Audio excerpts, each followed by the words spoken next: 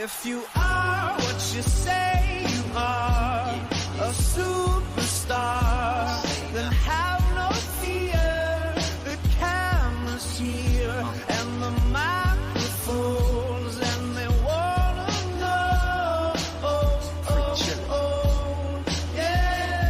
Yeah. A fresh, cool young Lou, trying to cash his microphone check 212. Wanna believe my own hype, but it's too untrue. The world brought me to my knees. What if you brung you? Did you improve on the design? Did you do something new? Where your name on the guest list? Who brung you?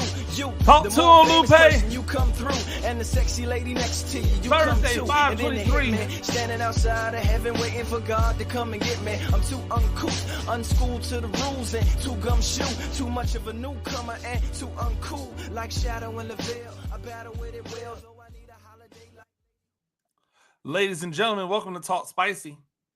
I'm Coach Gene Clemens, Riptide Media Network and 102.9 The Game app. Thank you for joining me wherever you are joining me. Rate the show, comment, agree, disagree, but whatever you do, keep it spicy.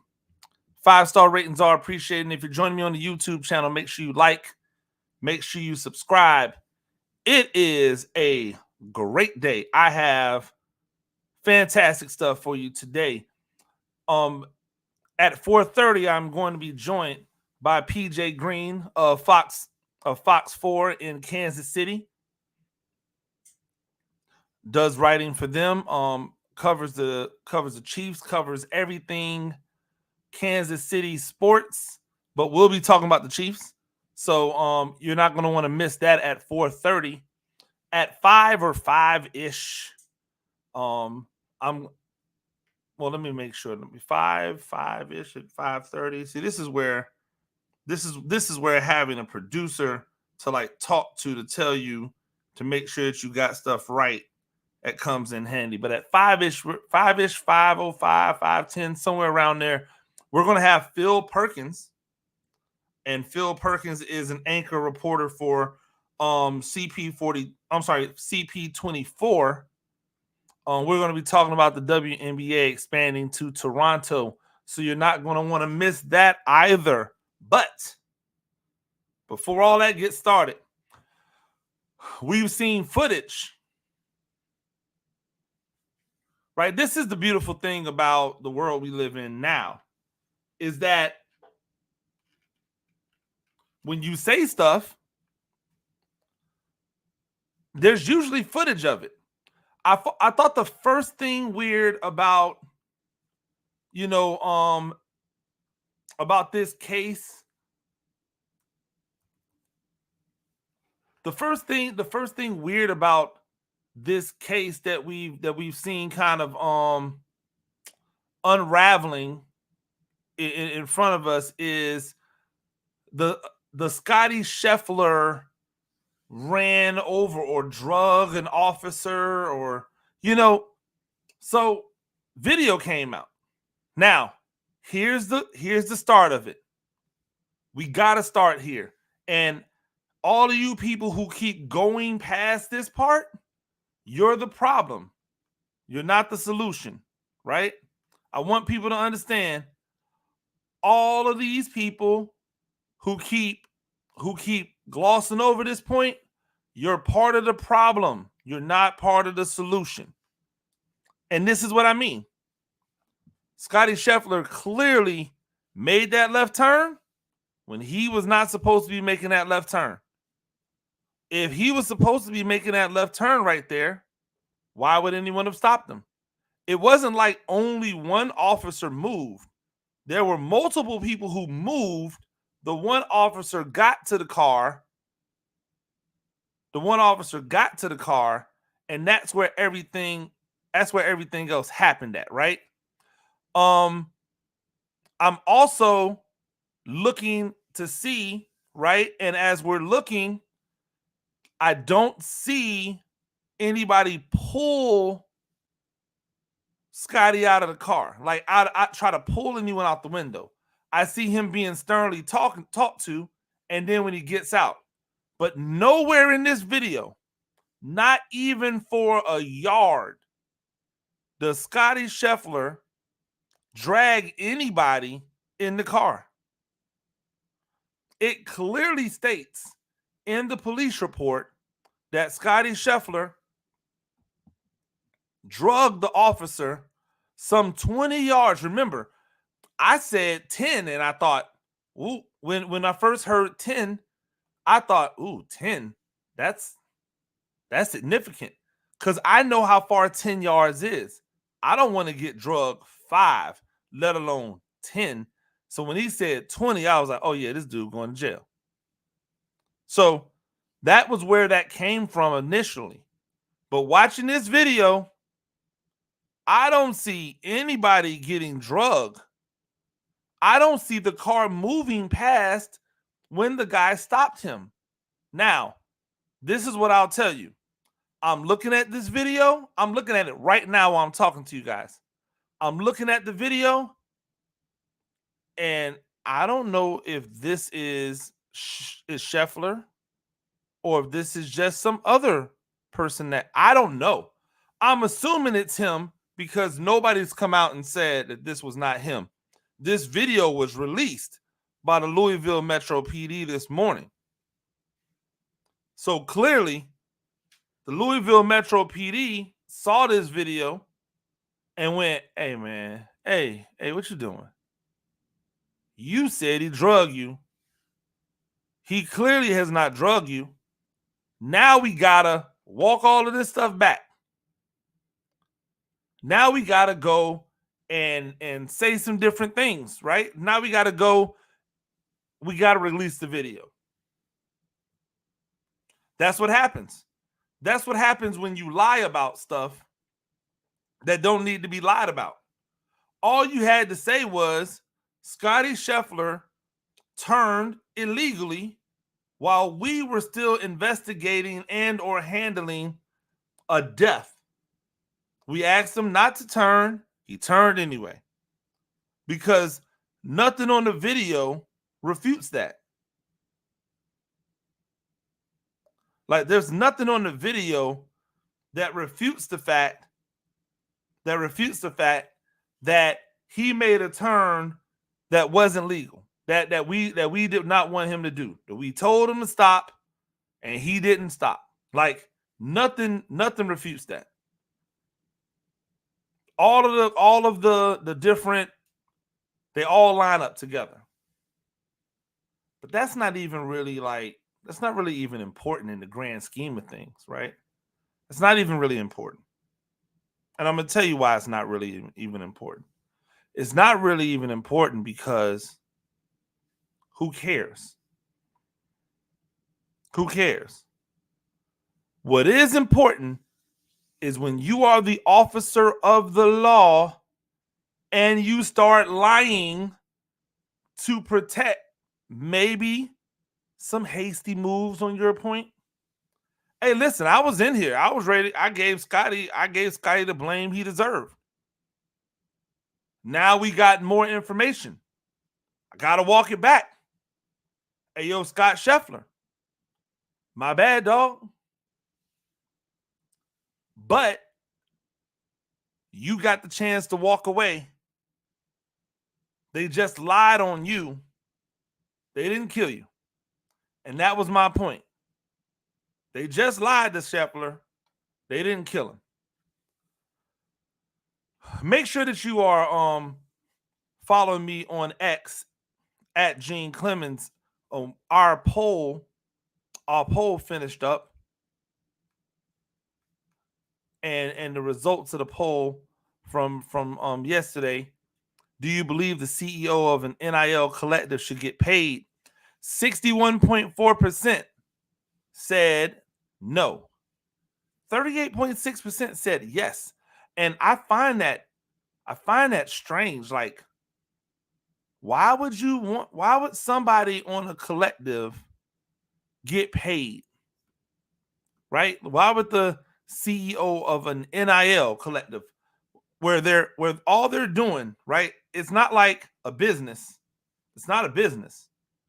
All they're doing is collecting money, right?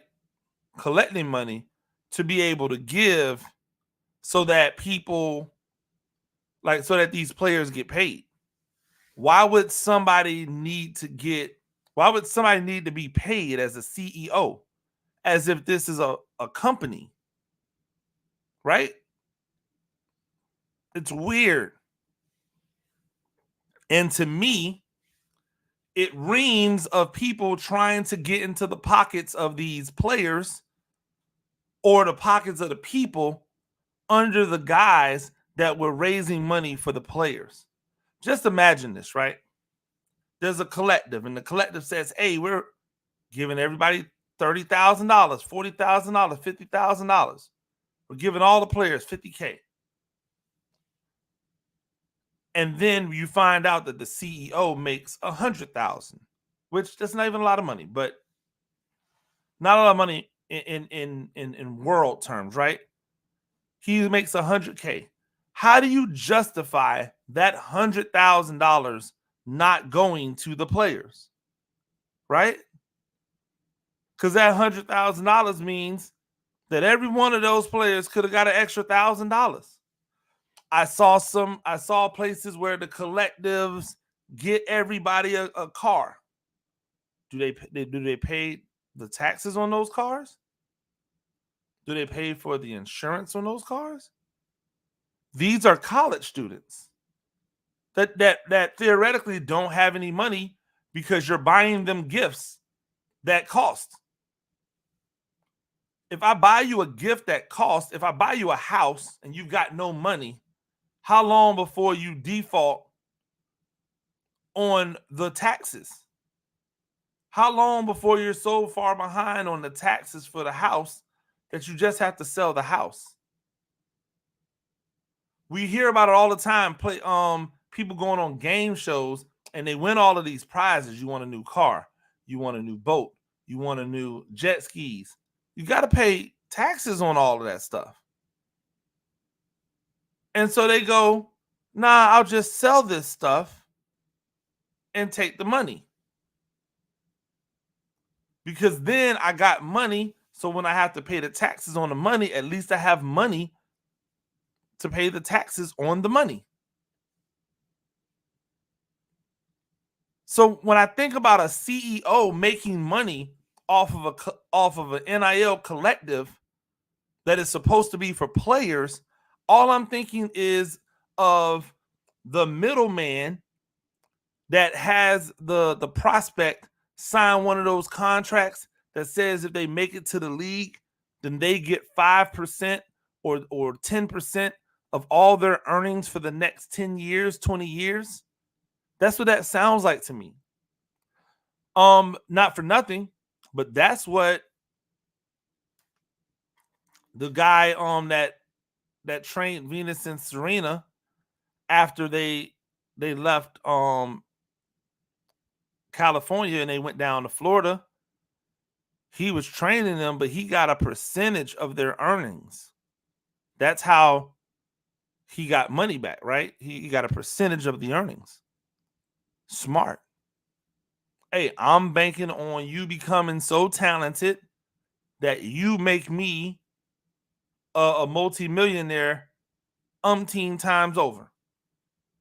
You sign a $100 million endorsement deal. I get 10%. I get $10 million. You win a $1.9 million purse. I get $190,000. Right? Like that forever. For the life. That's what it sounds like to me. But in that case, that guy did work to earn that money. He banked on it. What is the CEO of the collective doing? Other than doing what the collective is there for, which is collect money. That's it. I'm here to collect. Why would you just not have a board? And on the board makes decisions. Or they give the power to whomever to make the decisions on where the money goes. You don't need a CEO to do that. And a CEO definitely shouldn't be getting paid to do that. That sounds foolish to me. It sounds crazy. Maybe I'm in the minority, right? Maybe I'm in the minority. Maybe it's not crazy. but it sounds crazy. You know what else sounds crazy? Is a fan base continually looking at their team and expecting them to do the opposite of what they've already said they're not going to do. To that point, I tweeted, Giants fans, please stop asking if Illuminor is playing right tackle. The Giants have told anyone who have asked or was just listening that Evan Neal is the right tackle. Hey, ladies and gentlemen of New York, Giants fans, people who follow me because you know that I write about the Giants. They believe in Evan Neal even if you don't believe in Evan Neal. Ta-da! The same way that they believe in Daniel Jones even if you don't believe in Daniel Jones. Ta-da! The same way that they didn't believe in Saquon Barkley even though you may have believed in Saquon Barkley. They're going to give Evan Neal every opportunity to be their right tackle, and that does not include having him looking over his shoulder at the guy that they brought in to replace him. Not in year number 3, when year number 1 and year number 2 were filled with injuries, and they believe injuries and maybe a little bit of coaching are the reasons why he did not succeed. So they're going to give the coach a chance to coach him. They're going to give the coach a chance to coach him. They're going to hope for better health. And they're going to let him rock. But it's not like they brought Illuminor in for no reason. He's playing guard. And when I told all of you dudes, and I told all of you ladies out there that he was going to be playing guard, everybody was like, nah, big dog, he can't play tackle. Evan Neal's going to. Sometimes you just have to listen to people who might know a little bit about the game, right? You got to listen to people who might know just a little bit more than you do about how the game works.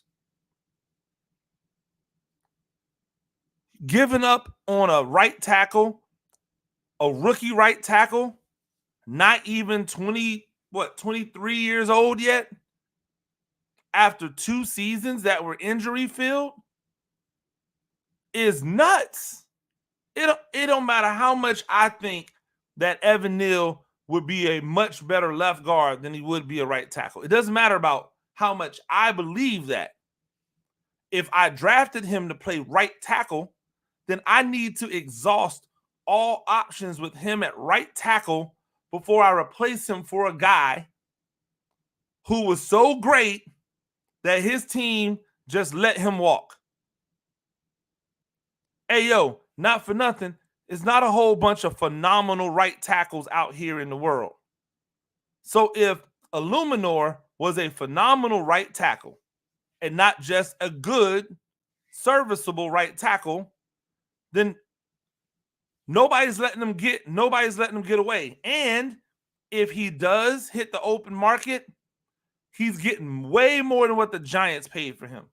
This ain't no diss against Illuminor. I think that he and Runyon were brought in to improve the pass blocking, not the run package, not the run game. They were brought in for pass blocking purposes. Both of them are here to improve the passing game. They want to keep the middle clean because that is where Daniel Jones has struggled. When he gets the pressure, and if we're being honest about it, like And there's no shade against Daniel Jones. That's where a lot of quarterbacks struggle. When you are able to get the pressure right in someone's face, that's where a lot of people struggle.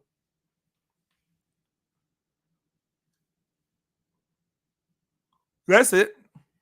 When you bring pressure right up the middle, right in their face, a lot of quarterbacks struggle with that, as does Daniel Jones. So they want to try to keep the middle as clean as possible. So they're upgrading the passing protection. I don't think Runyon or Illuminor are better run blockers than Azudu or McKeithen. But because it seems as if they are now dedicated to Azudu playing left tackle behind Andrew Thomas, even though Azudu, according to reports, was still getting cooked out there at left tackle by Brian Burns. Like that seems to be what they're going to make him a multi-positional player. I'm sure that somewhere down the line, Illuminor will get some right tackle reps. But we don't need to see him at right tackle while he's learning the offense.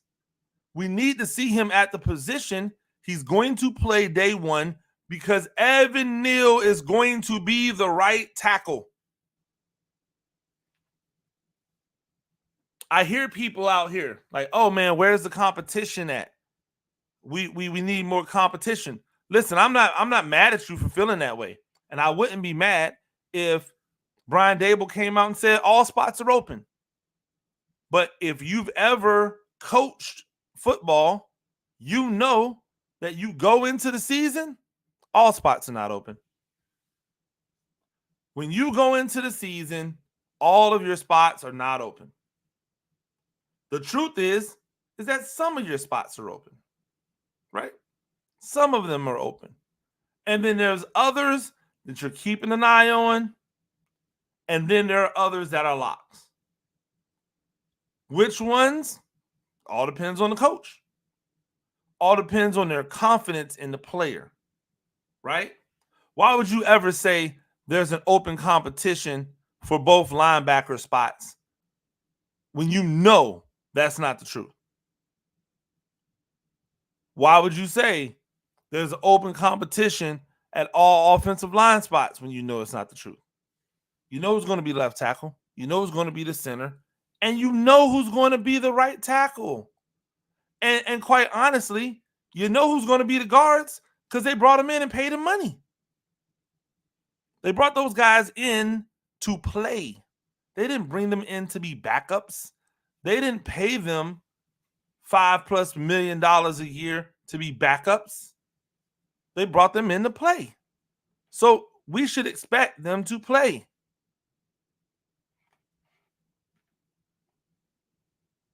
There's no reason to expect them not to play.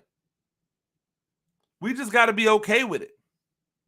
And once we become okay with it, once we kind of get that out of our system that, oh, well, why is Illuminor not playing right tackle? Why is Evan Neal getting...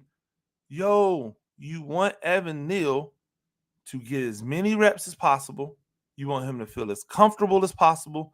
You want him to feel as confident as possible. Why? Because that's your starting right tackle. That's why. Because you want your starting right tackle to feel like he's the starting right tackle. You want your starting right tackle to have that cachet like he's the starting right tackle. Ta-da! There's lots of things going on. The Lions are going to have a joint practice with the Giants. Right? They're going to have a joint practice with the Giants. The Giants will also have a joint practice with the Jets. This means, Giants fans, that you most likely will not see the starters playing in those preseason games. I thought it was a mistake last year. It'll be a mistake again this year if they do it. Right? I thought it was a mistake last year. It will be a mistake again if they do it this year. But I can't tell them how to kick their bobo. I personally think that you need to give these guys real reps where the whistles are blowing and there's not controlled environment situations.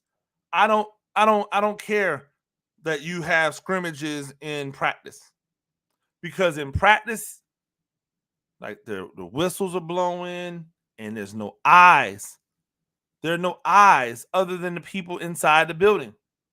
There are no eyes. I don't care if it's 1 or 2 series. I don't care. I'm only giving you my preference. I would rather see the starters get out there and shake something. If you don't, you don't, right? I think it's a mistake, but if you don't, you don't. I would like to see them get out there and shake something. You saw what happened last year when you didn't do it. Maybe, I don't know, just maybe switch things up. When we come back, we will be joined by PJ Green.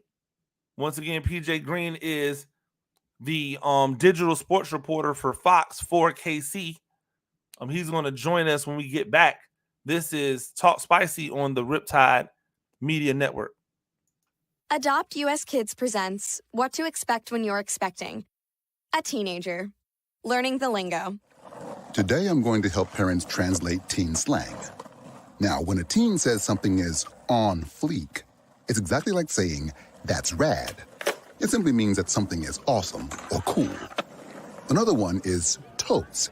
It's exactly like saying, totally, just shorter. As in, I totes love going to the mall with Becca. Another word you might hear is jelly. Jelly is a shorter, better way to say jealous. As in, Chloe, I am like so jelly of your unicorn phone case. You don't have to speak teen to be a perfect parent. Thousands of teens in foster care will think you're, rad just the same. To learn more, visit adoptuskids.org. A public service announcement brought to you by the U.S. Department of Health and Human Services, Adopt U.S. Kids, and the Ad Council. This is the story of a very special woman. In a matter of seconds, she turned herself into a great mathematician or an entrepreneur. Her knowledge was limitless and still is. She could also make monsters disappear, especially those that lurked in the shadows under the bed. Once, this woman put back together a teenage girl's broken heart, which had been shattered in 1,000 pieces, just by giving her a bear hug. She masqueraded as a regular person at work, but as a superhero at home. Everyone knows her as Gabriella. I still call her Mom. Your hero needs you now, and AARP is here to help. Find the care guides you need to help, complete with tips and resources at aarp.org/caregiving. A public service announcement brought to you by AARP and the Ad Council. Hey, Dad, your prescription will be ready in just a minute. Hey, Dad, your Ladies and laundry gentlemen, will be ready in just a minute. Dad, your lunch will be ready in just a minute. Hey, honey, why don't you take a minute? When you help care for a loved one, you give them as much time as you can, making sure they're safe and comfortable. But it's just as important that you take some time for yourself. At AARP, we can help with information and useful tips on how you can maintain a healthy life balance, care for your own physical and mental well-being, and manage the challenges of caring for a loved one. Because the better care you take of yourself, the better care you can provide for your loved one. Thanks, Dad. Thank you. You're there for them. We're here for you. Find free care guides to support you and your loved one at aarp.org/caregiving. That's aarp.org/caregiving. A public service announcement brought to you by AARP and the Ad Council. Ladies and gentlemen, welcome back to Talk Spicy. I'm Coach Gene Clemens. I am joined right now by a Savannah native.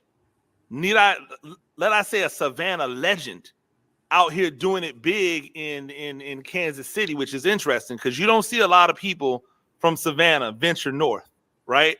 PJ Green, you can follow him on X at by PJ Green.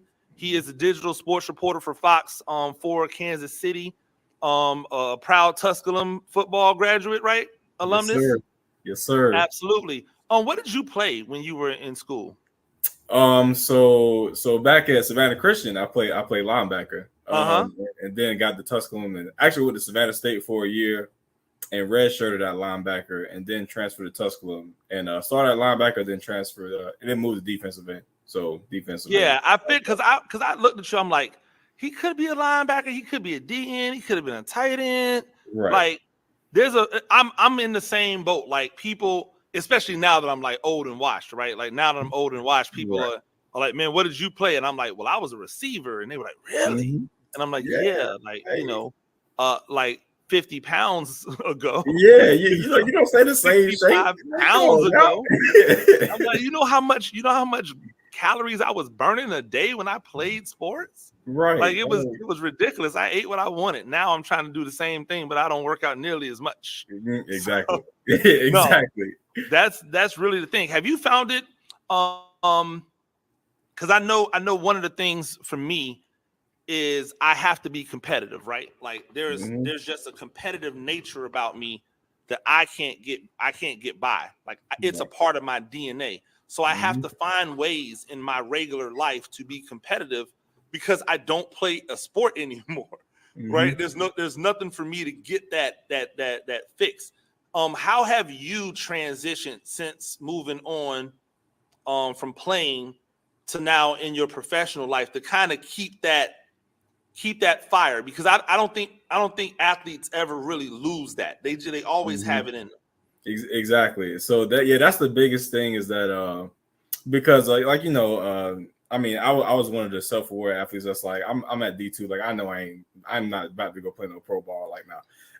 So the transition was always to get to the media game. So my transition was just like, all right, I got this job in news, like I'm a news reporter. Like okay, I'm starting out. I see how folks do things, and like once I get into my flow, I'm like, all right, how can I make it better? All right, how can I outdo my coworker? How can I outdo like the next station? So and once I get to sports, same thing. It's like my job now focused on writing, but it's like okay, we are at the same press conference. How can my article have more details than their article? It's like I know they ain't gonna say the stuff that I'm talking about in my article. So it's like whatever sport I go to, I'm like, all right, who the beat writer? All right, let me see if I can outdo what he doing. Or let me see if I could see what they see, or if I'm seeing something that they not seeing. Like so it's like it's always little ways that always have competition, especially in the workforce. Even when I'm in the gym, sometimes I'm like, okay, he big. He can't move though. He can't move like me though. He can't move like me. I'm still like me. That's what I always go back to. I'm like, yeah, you can be big like me, but can you be big like me and move? Right. Like I can move. No, it's interesting you say that because I and a lot of my my friends in the business, or just friends, but we're all in the business, right? And we talk about the fact that it's whenever I see journalists that come from backgrounds that are not athletics, they just ask questions. They all ask questions the same. They all it's like they just took the journalism school, the J school questions, and just copied and pasted them for everyone. You can always immediately tell someone who plays sports because they ask questions from a different perspective. Right?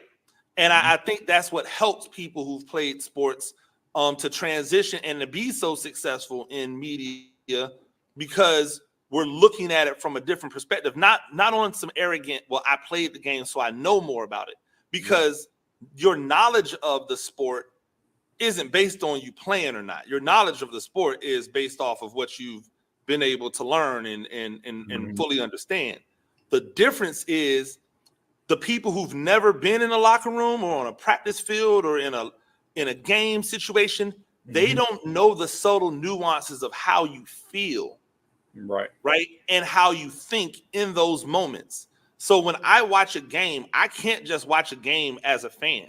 It's impossible. Exactly. It's impossible. I'm always looking at the angle.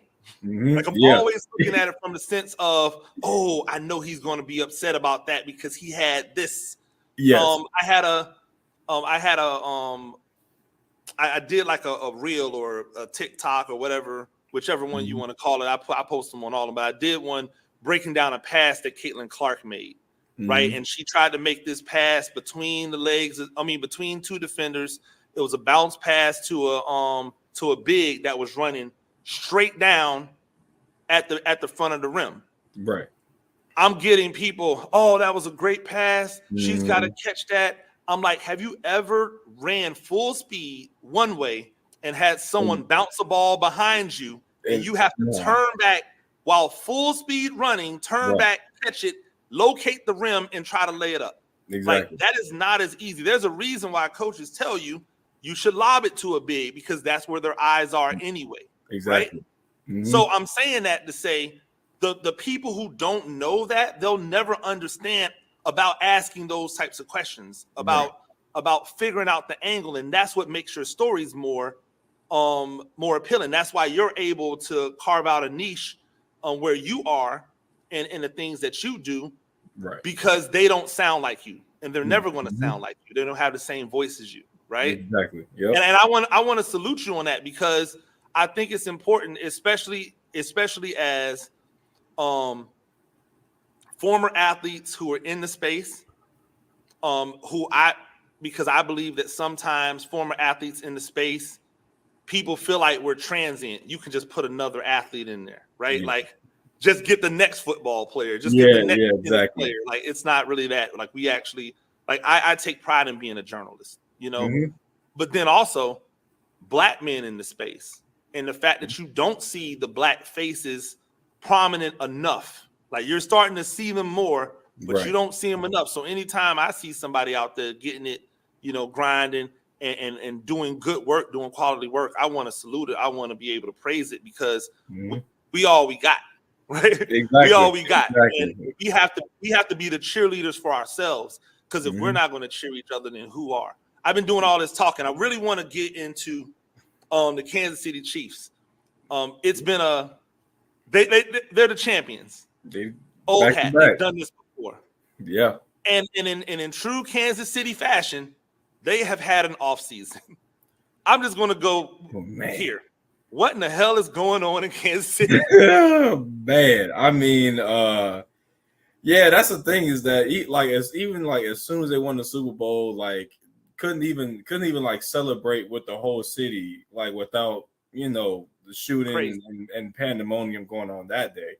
And like being out there that day was like, man, it was so much going on that whole day, and like breaking news, like everyone turning from celebration to horror so fast. And even it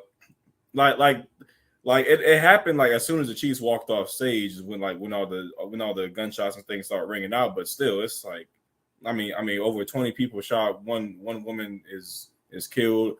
One of my coworkers yesterday just talked to one of the suspects, and he was saying that he was like, man, the person who started it shot my friend, and like this is self-defense. I had 3 seconds to be fight or flight.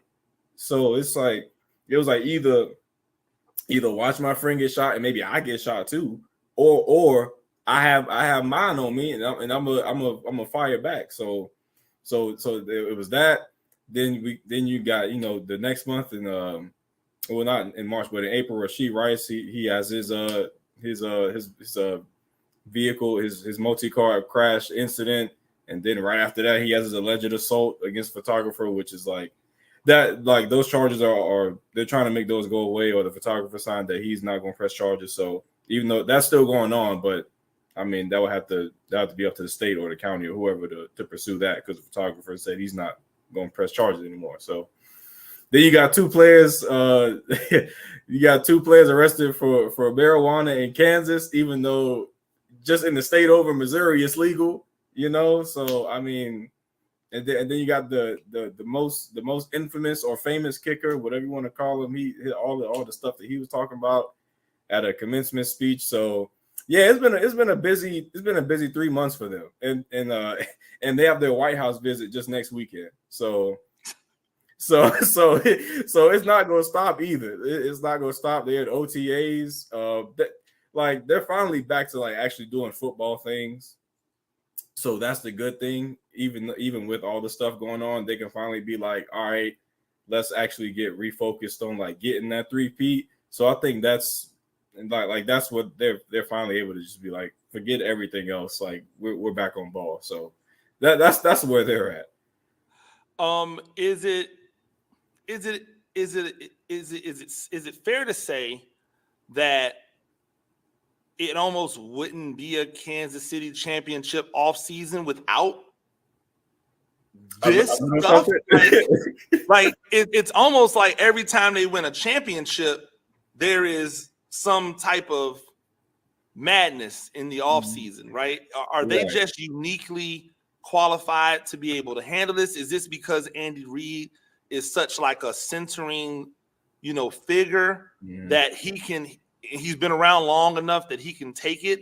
Is it just, hey, look, it don't matter how crazy we are, we got that dude. That dude's an alien. Yeah. And ain't nobody else got that dude.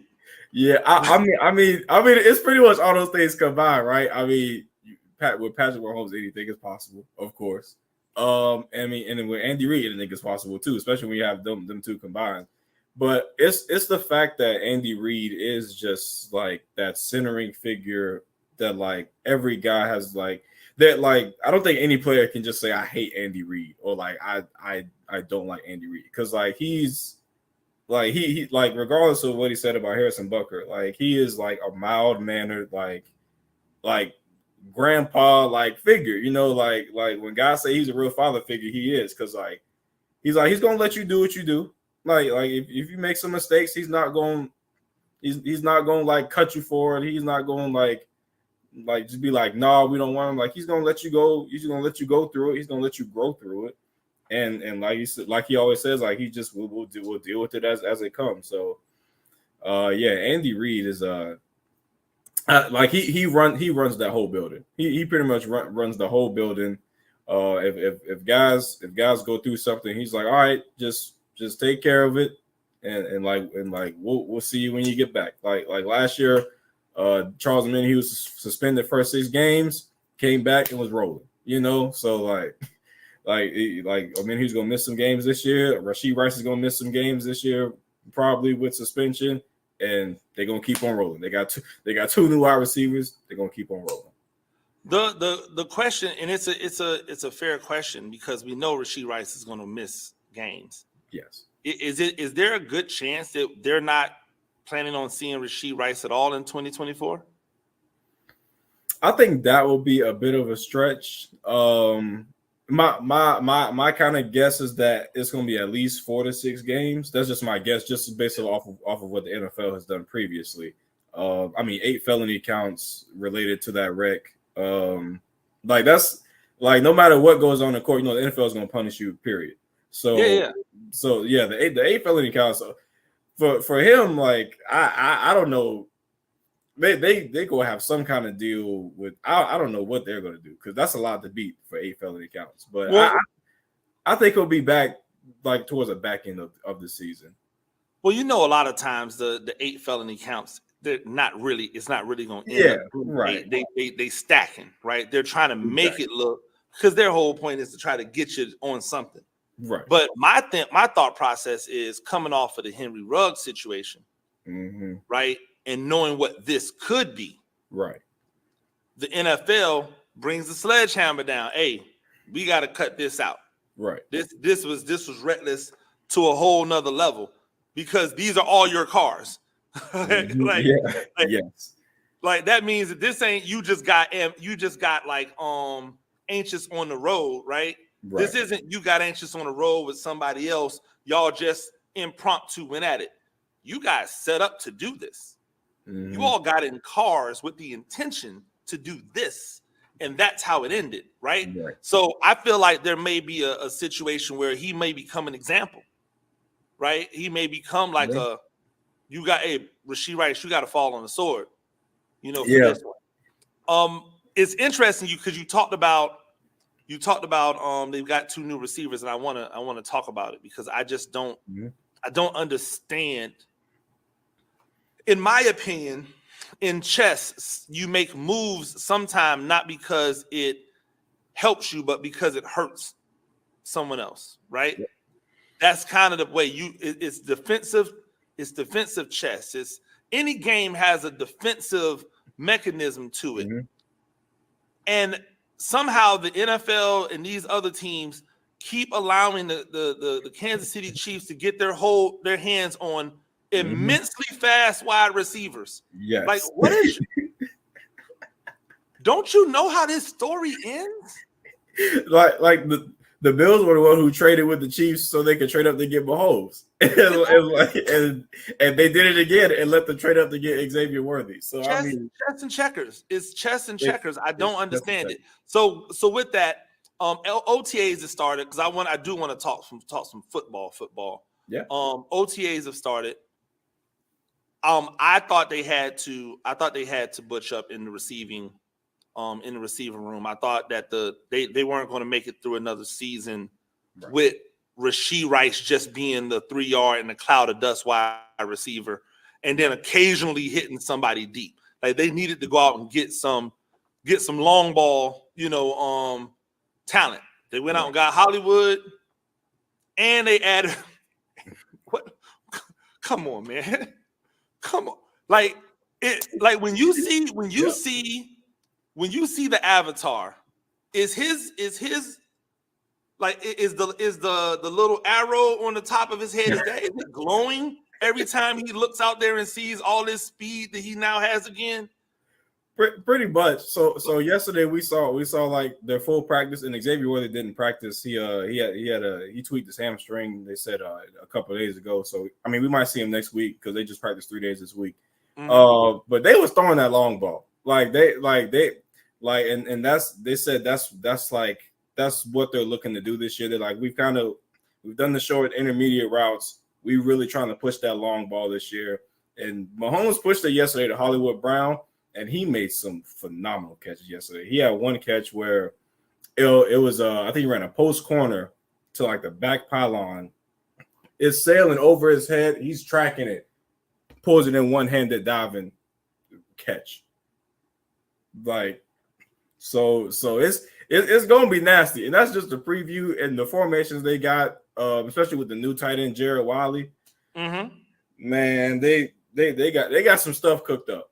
They've been low key using multiple tight end sets for some years. Like people haven't really noticed it because all they do is notice, Kelsey. But they've been using multiple tight end sets for years.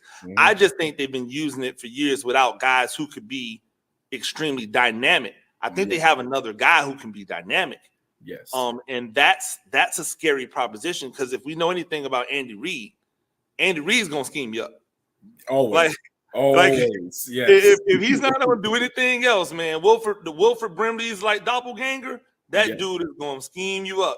Yes. So and he's going to tell you to check your diabetes. Yeah, they're 13 personnel. The past couple of years just been Travis Kelce, Noah Gray, and Blake Bell. Those two guys. Like the Chiefs fans know Noah Gray and Blake Bell, but like not many people really know them. Noah Gray he's over reliable. He's going to block. He's going to catch a few passes. He's dynamic enough to consistent. He's reliable. Blake Bell, most people remember him as the former Oklahoma quarterback turned tight end, like mainly a blocking guy, special teams guy. And now they brought in Irv Smith. They didn't bring back Blake Bell. They brought in Irv Smith from the Bengals, who's like a blocker, a solid athlete, can catch in space. He made some catches yesterday that were pretty good. Noah Gray's still there, but Jared Wiley is they gonna have some fun with these tight ends. If they keep all 4 of those tight ends, I don't know if they will, but if they keep all 4 of them, then they're definitely gonna bring out some different tight end sets. I'm gonna tell you that Irv is gonna be surprising. Yes, because he was not being utilized in Cincinnati the way that he was being utilized at Alabama, right? And so like it almost. I feel like you almost didn't get a full really understanding of who he was as a tight end. I think that the offensive brain trust led by the old ball coach is going to understand how to let everybody shine in the avenues that they can shine in. I think that'll be one of the position battles that you'll see. That'll be fun to watch during training camp, right? Because everybody can't make the squad. You can't walk around here with 4 and 5 tight ends on the, on a roster. Not the way that things are constructed now. Right. And so, especially with more receivers in the fold now. So I think that'll be an interesting fight. Defensively, what has been the immediate answer to the defensive losses that they've had this offseason? Like, what have you seen so far in OTAs? What's the thought at cornerback? What's the thought at linebacker? Right. How are they making up for those pieces that they've lost? Yeah, so linebacker, I mean, they brought back Drew Tranquil, lost Willie Gay, and they like yesterday, the one defense just picked up right where they left off. I mean, they were, I mean, like the one offense, they got their long balls, they got their catches in, but I mean, we saw Justin Reed flying around, stuffing dudes yesterday. Their second year safety, Shamari Connor, he's playing like 5 or 6 positions. He's playing nickel, he's playing both safeties. Like they're gonna use him, and it's gonna be fun. The 4th round safety they brought in, Jaden Hicks from Washington State, huge. That boy's a big safety. That boy's a big safety. And at rookie minicamp, they had him like he was mostly playing like the single high, and like he was getting one-on-one training from Spagnuolo. So like you already know that's gonna be one of his dudes. So so he's picking up stuff quickly. And like, man, they roll it. McDuffie and they got Williams at outside corners, and then I think Watson's just gonna be their slot, and Najee Johnson still coming back from his ACL. Second year corner Nick Jones, I think it was 7th round pick last year. He's been looking pretty good too, so they expect him to come up, and that's what the Chiefs do. They just draft. They're gonna draft these lower tier guys. They're gonna bring them in UDFAs because they trust in Spagnuolo and like their DB's coach Dave Merritt. They coach dudes up. They say, give me a 6'1", 6'2" dude. Is he physical? Is he fast? We'll figure the rest out. We'll figure the rest out, and they always do. So what about on the defensive line? Because I know that especially down the stretch, it started getting a little thin. You obviously, you secure the ones with the bags, but how are they filling out the depth on the defensive line? Yeah, that's gonna be kind of the main thing I'll be watching in training camp, just because it's Chris Jones. They brought back Derek Nottie, who's like been their reliable shade. But I mean, they brought back Mike Pennell, but like there's not really like any big names besides Chris Jones, and like that's kind of how they want it. They're like, we'll give our big money to Chris Jones, and we'll just fill in with like 1-year deals and veterans and guys who we always had, and the guys always come back just because they know the defense. They love playing for Spagnuolo, and they just gonna roll. DN, well, then he was gonna be out the first probably 8 games because of ACL injury. Yeah. So they're looking at Felix Anudike-Uzomah, who they drafted last year, their 1st round pick. They want him to start stepping up because I mean he did fairly well when stepping in for Minihue during the ascension, but like when Minihue came back, he kind of he sank all the way back. Yeah. Until the Super Bowl when he started making a few plays, it's like, you're on the team. Okay, cool. Yeah, he's still on the team. So it's gonna be Felix's time to step up. George Karlaftis had 10 sacks last year, so he's coming off a good year, and he's playing for the 5th-year option. So because he was their 1st round pick 2022. So if he has another double-digit sack year, they'll probably pick up his 5th-year option just because contract. So that's the thing is that and bringing back Mike Dana too, who's also starting DN. So and he also moves inside to pass rush. So I mean that like they'll never need like blockbuster names just because when you have coaches like Spagnuolo and D-line coach Joe Cullen and DB's coach Dave Merritt, they'll coach dudes up, they'll scheme it up, and it always works. I think one of the things I wanna see out the rip is I felt like last year they tried to ease into the season, right? I didn't think they were they were easing into the season. Like they didn't come into the season with this is who we are this year. This is what we're doing. They kind of figured it out along the way, but that can be dangerous. Yeah. You can't keep playing those types of games and ended up having to go on the road. Do you expect a more sharp, more like more focused on what their direction is going to be as a team from the beginning, or do you think they'll kind of work their way into it or ease their way into it like they did last year? I mean, they can try to ease it to it last year just because the Chiefs kind of have this inevitability now. But I mean, just pulling up the schedule, you kind of can't do that. You got Ravens, Bengals, Falcons, Chargers first 4 games, and then after that you got Saints, Niners, Raiders, Bucks, and like they know you getting everybody best shot. So like and the Ravens gonna come in season opener looking to spoil, especially because of last year. Especially because they came in and took the AFC Championship from them in their house last year, and held them to no points in the second half. So the Ravens gonna be looking to come. They already talking about Lamar Jackson, best shape of his life story is he loses weight to get speed. I mean we gonna see, but that was my theory. That I started putting out there. I thought last year because everybody wanted him to bulk up. To be able to take the more physical punishment, and I was like, well, that comes at a cost. Like if you're not used to running with an extra 20 pounds on you, it can get daunting. And so I was actually pleased to see him slim back down. Because I don't think it was any like crazy like working out. I think he just probably stopped doing whatever he was doing that got him to bulk up, right, to get back down to his frame. But he still got to deal with that dude across the way.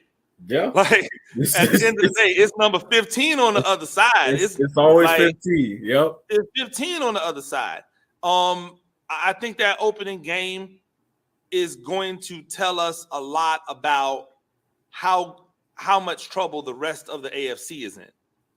Right? Yeah. Like, it's either going to be one of those games that goes, oh, nobody else in the AFC has a chance. Right. Or it's going to be one of those games where people go, oh, they're vulnerable.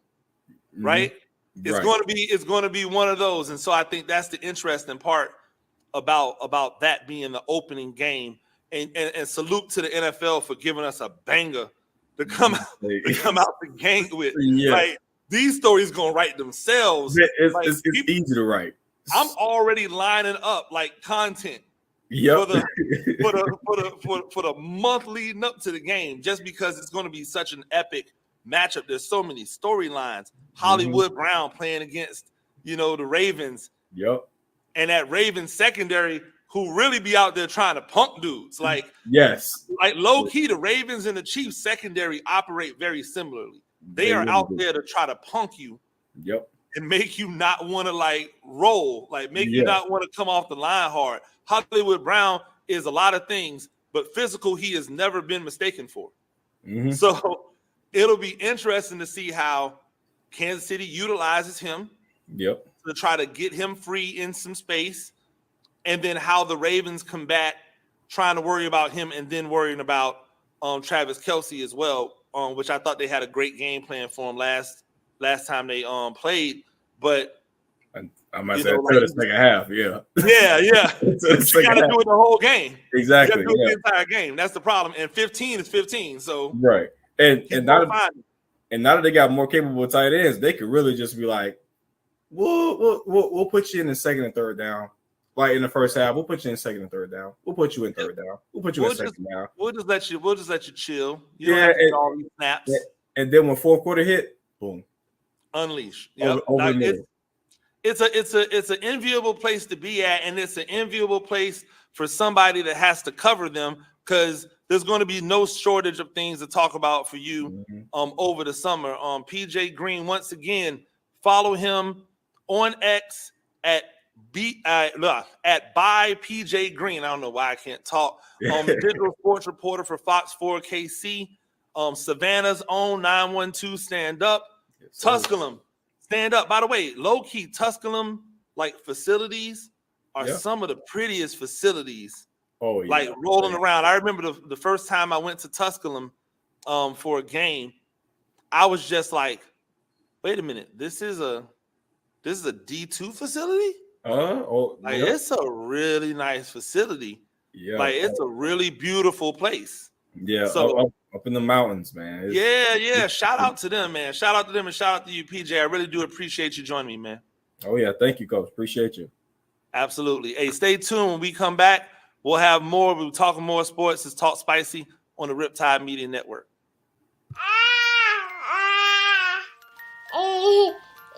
To some people, the sound of a baby babbling doesn't mean much.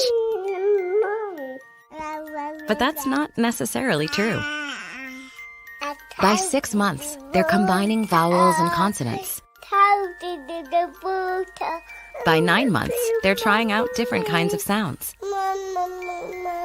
And by 12 months, their babbling is beginning to take on some meaning. Especially if there's no babbling at all. Little to no babbling by 12 months or later is just one of the possible signs of autism in children. Early screening and intervention can make a lifetime of difference and unlock a world of possibilities. Take the first step at autismspeaks.org. A public service announcement brought to you by Autism Speaks and the Ad Council. The following is made possible by Dad. Why was the basketball court all wet? Because the players kept dribbling all over it. The dad joke. Corny, grown-worthy, but also one of the simplest ways to share a moment with your kids. Why do you have to be careful when it's raining cats and dogs? Because you might step in a poodle. And kids that spend more time with their dads grow up to be smarter, more successful. Can I tell you a cat joke? Just kidding.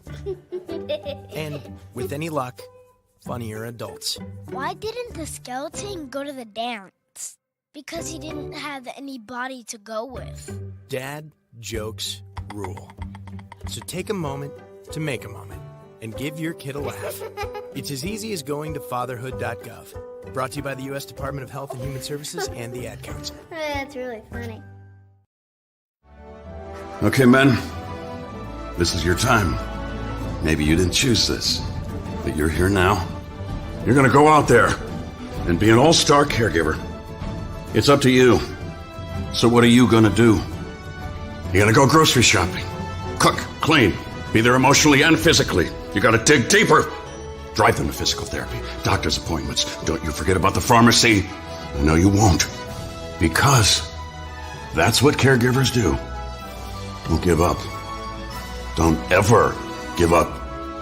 This is your time to show the world, your family, and yourself that you're tougher than tough. Now go out there and be the best caregiver this world has ever seen. Caregiving is tougher than tough. Find the care guides you need at aarp.org/caregiving.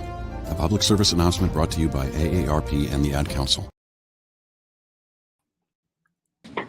Ladies and gentlemen, welcome back to Talk Spicy. I'm Coach Gene Clemens here right now live with the one, the only Phil Perkins. Hey, Phil, what are you doing right now? You just ran off of a set. I literally did run off a set, Coach. I literally ran off the set, and now I got a bit of a break, and I'll go back on the set in just a little bit. It is nonstop, live news, all that jazz, and yeah, the top story right now, WNBA going north of the 49th. Absolutely, and thank you for joining me. Phil Perkins is anchoring and a reporter for CP24 out of Toronto, and I wanted to have him on because the WNBA made the announcement that Toronto was going to be one of the new expansion franchises. I know that I was excited to see that the WNBA was starting to expand again. I think that the issue that they're running into right now is the fact that they have so much female talent and just not enough teams for all of those talents to really flourish. What was it like? What was the news like in Toronto when you got the word that you were going to be granted the franchise? Well, I think everyone thought it's way overdue. I think the Raptors are a massive team. They have a bit of a down year this year, but they're an absolutely massive team. And, a WNBA hosted a preseason game here in the summertime, and it was like a playoff atmosphere. They jam-packed the Scotiabank Arena. That's where the Raptors and Toronto Maple Leafs play. And it was like a playoff atmosphere. It was absolutely crazy. I went there. It was wild. And so we thought, the next announcement would be, Toronto's going to get a WNBA franchise. And so I don't know if your viewers know, but Maple Leaf Sports and Entertainment owns the Leafs, the Raptors, the Argonauts, the soccer team. They own everybody. And for whatever reason, MLSE chose to not go through with it. They didn't want to be a part of the deal to bring a WNBA team here. Apparently, they didn't want it at Scotiabank Arena, and which is I think the capacity is 19,000 people. I don't know why they didn't want it, but we understood that there was a board member who just didn't want it. Despite the fact that Masai Ujiri, the Raptors president, was for it, and Larry Tannenbaum, who's the chairman, was for it. So what Larry did, and he has his own company on the side, he was like, you know what? I'm going to do this on my own. And so he literally pitched it, and he poached one of the Raptors execs, Teresa Rech, I believe is her name, and he's starting this team. And then we got a report last week from the CBC, or a couple weeks ago. CBC said that, Toronto's going to be getting the expansion franchise. We're getting it in 2026. This is where they're going to play. Larry Tannenbaum's going to be fronting all this cash. And today was the day, and it was a celebration. It was great. Like, our prime minister was here, the premier, the leader of our province, our mayor, Kyle Lowry, who's on no MLSE payroll right now. He showed up. Drake showed up. Everybody was there, and it was great. And it was a celebratory atmosphere. I wasn't there, unfortunately. My shift hadn't started yet, but I felt the vibes during the preseason. I talked to people who were there, and it's great. People are so excited. We just got a professional women's hockey league, and that got a ton of support. And the teams don't even have names yet. It's just Toronto team. And this one's going to have a name. WNBA is, it is a growing league, and it is established. And I think once this does launch in 2026, I think it's going to be, pretty safe to say, it's going to be loved by everybody. I think one of the smart moves was to get into Canada now, right? Like, I don't know. I'm like you. I think this was long overdue. I think this could have happened several years ago. Yeah. Where you're looking at the natural progression of a league is to expand beyond your borders, right? Like, it's I know a lot of people will say, oh, well, there's so many other places in the States where, women's basketball could have been. You're right. But there's already a proven market, and how people show up in their thirst for basketball. And you have to take advantage of that. Like, you have to take advantage of when you see a market, and it's an international market that you can tap into, that can help you grow the game globally. Yeah, absolutely. You look at the Blue Jays; they're the only Canadian team right now, like in the majors. Same thing with the Raptors. Unfortunately, Grizzlies don't exist anymore. Unfortunately, the Expos don't exist anymore. But you're basically the team of the country. That's it. You got, unfortunately, Canada's population is less than the state of California's, but we show a lot of love to the team. Like, when I go to Blue Jays games, you see people who come in from all over the country, and they watch all 3 games or all 4 games in a series. They make it part of their vacation. I understand that this WNBA team, when it does launch in its inaugural year, they're going to play in Montreal. They're playing in Vancouver, which is in the West Coast.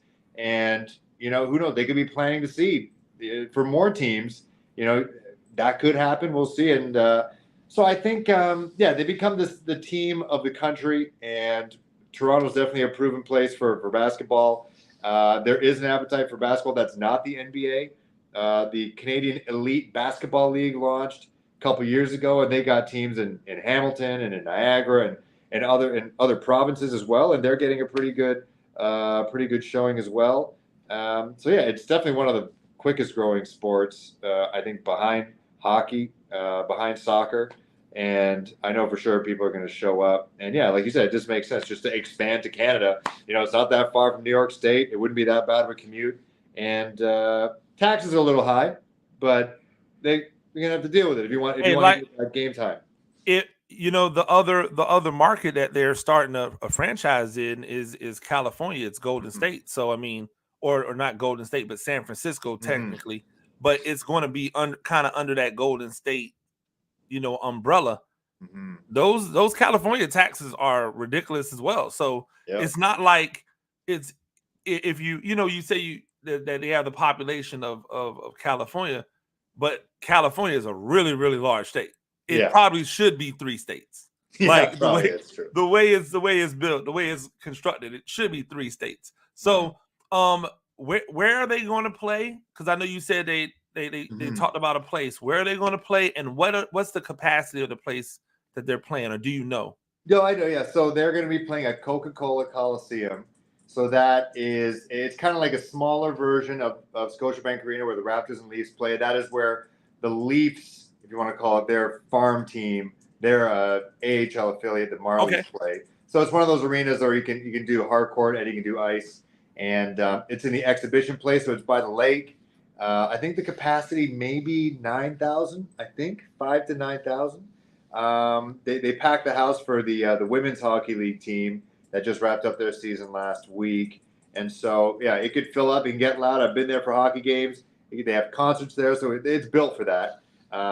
It's connected to transit, which is a big thing here because traffic here is horror awful. It's like just so bad, and it's right across the street from BMO Field, where our MLS team plays, and where some World Cup games are going to be playing. And actually, the same year, I'm just connecting all the dots here right now, Coach. The summer that this WNBA team shows up is the same summer that Toronto is hosting World Cup games. Wow! I think we're getting 5 World Cup games, and I've been trying to figure out how to. I've been trying in anticipation for the World Cup. I've been trying to figure out how to maneuver my way into doing work around like different little pods of places where World Cup games are going to be held. Yep. I didn't realize that you guys had so many games. Yeah, because it's Canada, America, and Mexico. Yeah, and so Toronto's getting 5 matches, and Vancouver's, I think, getting up to 6. And so, the World Cup venue shares the same space as this WNBA venue. That's going to be bananas. That's going to be you're gonna get people who don't get World Cup tickets and end up in WNBA game or vice versa, whatever. It's going to be wild. So anyone watching this who's wanted to come up to Canada and watch World Cup games here, because the American dollar just travels further this way. Don't drive. Park far away and then take transit. Park far away and take transit. But it does bring up a interesting question, and maybe you know, maybe you don't. If you don't, you know. Why did the NBA work in Toronto and not in Vancouver? Okay, so from what I understand, I don't know the dealings with Vancouver, but it seems like it was an ownership thing. I think it was an ownership thing in Vancouver. Because you go to Vancouver now, you can't go anywhere without seeing Vancouver Grizzlies merch everywhere. Yeah. And so I know the appetite is there. Like, again, I think they have a minor league basketball team there. But my brother lives out in Vancouver, and they go down to Portland all the time because Supersonics don't exist. And so they take, yearly trips to Portland to watch the Trailblazers play. So there is the appetite there. I think it was an ownership thing. But in Toronto, it worked. I think it was the confluence of so many great things that were happening at that time. You had, they got the name down pat with the Raptors, like in the height of Jurassic Park mania. They had sweet jerseys, even though we kind of got made fun of at the beginning. But I think the merch is key.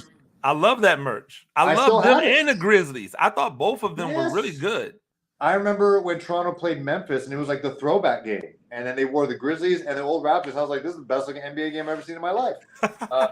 It was beautiful. But I think it was I think the marketing was huge. They geared it to kids and the younger generation, and we all bought into it. And obviously then when, Air Canada, when they traded for Vince Carter during draft time, and he just blew up everything. Blew up the notion that Canada was this, frozen tundra, and we didn't know anything about basketball, and he put us on the map. And He changed a lot of things about the city, misconceptions about playing here.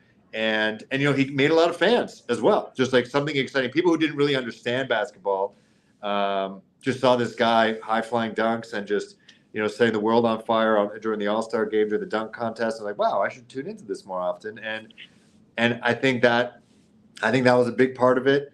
And now you have guys like me who are 38 years old, grew up with the Raptors when I was 9, and I'm a massive fan. And now we have disposable income. We're going to games, and it's big time now. It's almost too expensive now to go to a Raptors game. But yeah, I think it was just a confluence of successes from the naming, the jerseys, the Vince Carter of it all, and now it reached that fever pitch with Kyle Lowry and company winning the championship in 2019.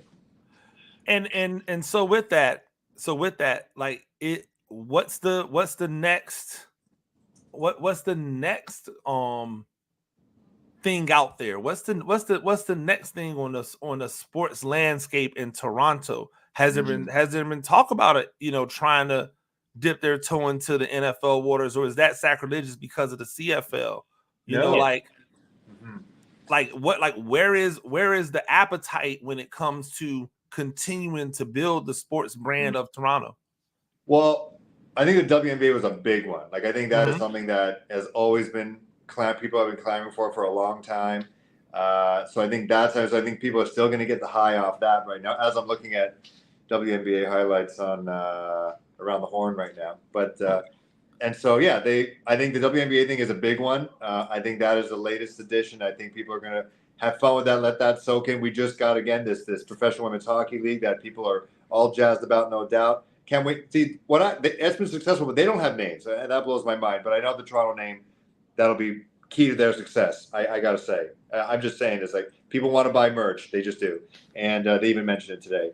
But yeah, the NFL has been a thing that people talk about. But then they point to the Buffalo and Toronto series, and it was not good. It was not well done. I was an usher I guess it was Rogers Center then as well. And it was just lifeless. And it just didn't feel like what you're seeing right now in London and in Germany, what's going to happen there when I think the Carolina Panthers playing the Chiefs, not the Chiefs, the Giants.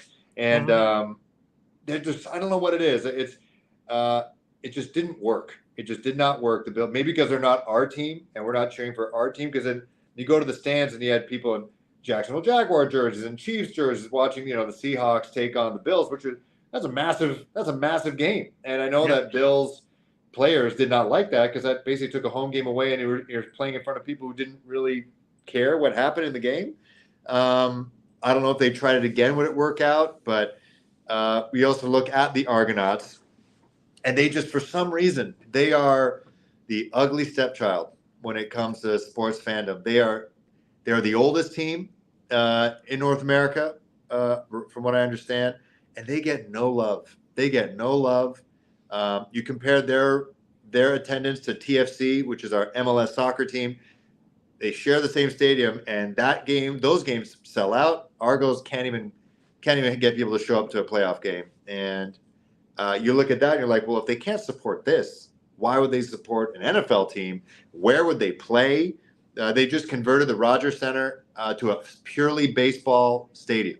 So the seats they used to move around to fill and make space for a CFL regulation field, now they don't. So I don't even know where you put an NFL team. I don't even, where would they physically play? I don't know, because you'd want a $1 billion stadium like everyone else is building right now, right? And I wonder if the Bills would get, have something to say about it, right? Because, hey, you got this team that's 2 hours away, even though, New York's got 2 teams. The state of Texas is massive, but they got a couple teams. Florida's got a couple teams, but again, a bit further apart. I don't know what they'd have to say about it. NFL team would be cool. That'd be kind of nice. Would you, if you got an NFL team, would you jump alliances? Would you immediately go and would you be no more Panthers for you? I don't know, because they'd be in the NFC as well. Because I'm sure the Bills would take umbrage with having another AFC team not too far away. Absolutely. So it might have to be an NFC team, and there were jokes that David Tepper would move the Panthers to Canada just to mess with people because he's been such a bad owner and so tone deaf would he eventually just move the Panthers to Canada? Be like, well, why not? And that's been a threat. That's been something that people got to get worried about. If that was the case, that'd be a really easy move for me. I'd have to be kind of like what I do with the Maple Leafs. Like I'm a Maple Leafs sympathizer, but because they're in Toronto, I'd have to follow. But I don't know. That's a tough. I might have to split. It'd be great if they're in the AFC. They could. Oh, that's my AFC team. Yep. Or the NFC. So no, that makes sense. We know the Giants and the Panthers are playing in Germany. We'll definitely have to connect again because I cover Giant stuff. You're heavy with the Panthers. I'd love to be able to do some work around that time. Of course. I wanted to be in Germany. I'm still trying to figure it out, but that trying to go and then come right back, that's not going to work. So we don't get bye weeks. They'll get a bye week after. They'll get a bye week. I got to go back to work. So exactly. I'm seeing all these people. I don't know how much money some of these vloggers make or something like that. Oh, I'm going to Germany. I'm like, what? You're just going to go to Munich and just like, okay, and then go to the game and go to the like. I guess people make a lot more money than me or save a lot better than I do. I would assume that the people who are going, they don't have like a sedentary job. Yeah, that's the only thing I can think is that. Like if at that point I'm not in a job where I have to be somewhere in order to get it done, if I can do that anywhere, then I might be able to make it happen. Go live in a hostel for a couple days and European hostels are nice. They're nice. So, but we'll definitely have to get back. I know you want to get some rest, relax a little bit before you're back on the air.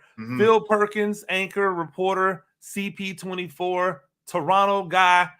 Check him out. Check out his stuff at Panthers Post 1, right? Yes. Panthers Post 1 on Twitter or just YouTube Panthers Post. It is there. YouTube at Panthers Post as well. Go support everything that he does. I really do appreciate it, Phil. Always, Coach. Anytime. All right, we'll talk to you later. Yes, sir. And when I get back, ladies and gentlemen, when I come back, we'll be talking more about all of the news of the day. We'll be talking about those game ones in the Eastern Conference Finals and the Western Conference Finals and everything in between. This has been Talk Spicy on the Riptide Media Network. Right now, our country feels divided, but there's a place where people are coming together. I gotta tell you, I was nervous to talk to someone so different than me. Me too, but I'm glad we are. Love Has No Labels and One Small Step are helping people with different political views, beliefs, and life experiences come together through conversation, and it feels good. Wow, your story is so... interesting? Yeah. When people actually sit down, talk, and listen to one another, they can break down boundaries and connect as human beings. At lovehasnolabels.com/onesmallstep, you can listen to amazing, life-changing conversations and find simple tools to start a conversation of your own. I know one thing. This conversation gives me hope. It gives me a lot of hope, too. Take a step toward bringing our country and your community together by having the courage to start a conversation at lovehasnolabels.com/onesmallstep. A message from StoryCorps, Love Has No Labels, and the Ad Council. People do some pretty cool things in their 40s and 50s. Why should saving for retirement be any different? I mean, they go back to college, learn new instruments, start skateboarding. Whoa! Okay, maybe that one's not for everybody, but saving for retirement is. With aceyourretirement.org, you can get on track with your retirement savings no matter your age. Just have a 3-minute chat with Avo, the friendly digital retirement coach from AARP. You'll get personalized recommendations based on your input that are easy to understand and work with your lifestyle. It's quick, easy, and free. Plus, it's sponsored by AARP, so you know they got your back. Woohoo! Gnarly move, Dad. Thanks, sweetie. So wherever you are in your retirement savings journey, head to aceyourretirement.org and start chatting with Avo today. That's aceyourretirement.org. A message from AARP and the Ad Council. This is the story of a very special woman. In a matter of seconds, she turned herself into a great mathematician or an entrepreneur. Her knowledge was limitless and still is. She could also make monsters disappear, especially those that lurked in the shadows under the bed. Once, this woman put back together a teenage girl's broken heart, which had been shattered in 1,000 pieces, just by giving her a bear hug. She masqueraded as a regular person at work, but as a superhero at home. Everyone knows her as Gabriella. I still call her Mom. Your hero needs you now, and AARP is here to help. Find the care guides you need to help, complete with tips and resources at aarp.org/caregiving. A public service announcement brought to you by AARP and the Ad Council. Ladies and gentlemen, welcome back to Talk Spicy. Thanks again to all of our guys for joining us. Phil Perkins, CP24, popping out to hanging out with us for a little bit. He's like I said, it's 24 hours a day, so he's on his shift, and he gets a little bit of time off, and then he's back on. He was gracious enough to give us 15-20 minutes, actually probably 20, a little bit more than 20 minutes, and so I really do appreciate it. Also want to give a shout out to the Bleacher Brothers and to Football Game Plan for always allowing us to produce our content on their platforms. Always a blessing to have people behind you pushing what you do. Shout out to PJ Green, who joined us earlier on the show, digital sports reporter for Fox for KC. Really do appreciate you as well. When we get out of here at 6 o'clock, Bleacher Brothers will be joining you. They'll be hitting you with all of the good stuff for the day. But I want to get you out of here with some of the quick hits in sports and what's going on today in the world. San Diego Padres defeated the Cincinnati Reds in baseball 6-4. Last night, the Indiana Fever came really, really close to getting their first win over the Seattle Storm, but they fell 85-83. Caitlin Clark continuing to do her thing while she's also collecting these big, big bags. Shout out to her. The Florida Panthers defeated the New York Rangers in the NHL. The Yankees got a 5-0 win over Seattle. Philadelphia 5-2 in the MLB over Texas. Atlanta 3-0. Colorado 4-1. Live right now at the bottom of the 8th. And then San Francisco defeated Pittsburgh 7-6. So we're up to date on all the sports. Make sure that you are following along. So we were talking about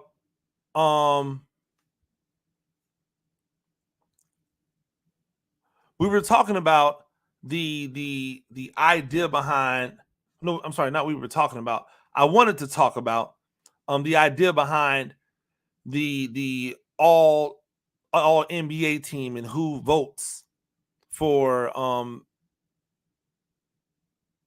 NBA teams, because I think that if you want better voting, right? If you want better voting, then you have to be more open with it, right?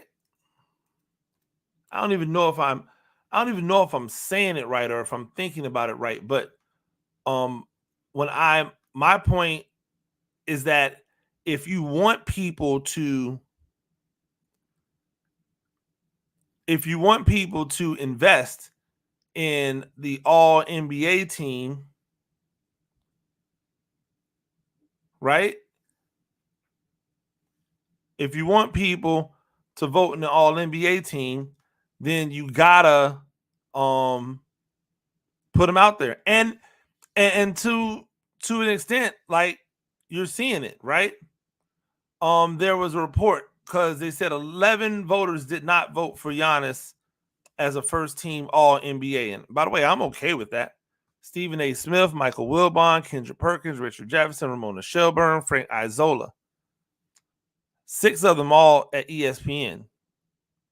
Ignacio Garza at Marca, Evan Barnes, Newsday, Dwayne Rankin, Arizona Republic, Tim Reynolds, the AP, Gary Washburn, the Boston Globe. Of those 11 voters, 4 of them voted for him to be first team all defense. So, like, it's tough. All of these all NBA teams, you try to figure out, what's going on. But here's what I do know, right? Here's what I do know. There are 4 guys who are eligible for contract bonuses after 2023.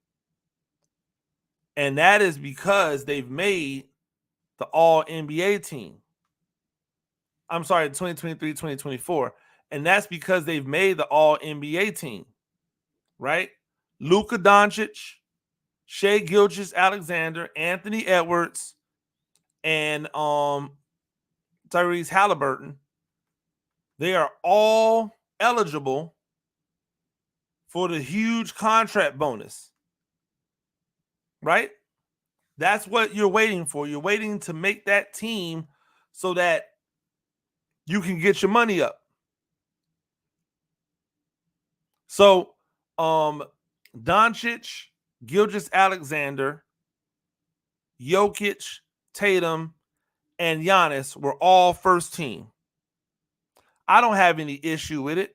If you wanted to take Giannis off and put somebody else in, I'm cool with it, but I'm fine with that, with those guys as that.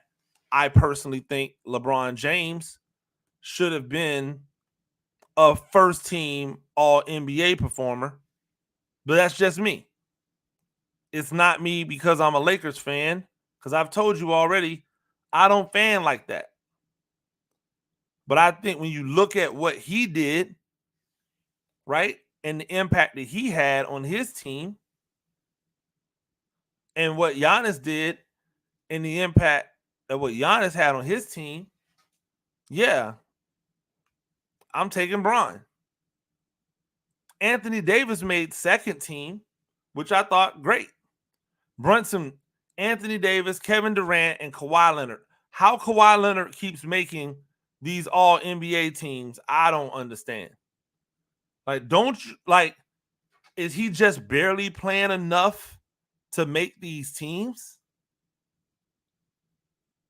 Halliburton on the third team. Booker, Curry, Braun, Domantas Sabonis. Very, very controversial pick, Domantas Sabonis. But I want to focus back in on those 4 guys, right? Because those 4 guys earn all NBA, which means that they can sign or be eligible for larger deals. Luka Doncic is eligible for the Supermax, right? Which means that he has a chance to sign the 5-year, $346 million deal. I think it's 5 years. The largest contract in NBA history. $346 million. You thought that Brown got paid. That's what it is. And they're going to give him the Supermax extension. You know why? Because he's printing money. He brings in an entire other country that all roots for him. They make that money back in no problem. Gilgeous-Alexander is now at the Supermax extension, right? He's made it to his second straight all NBA first team. So now he's eligible for the Supermax.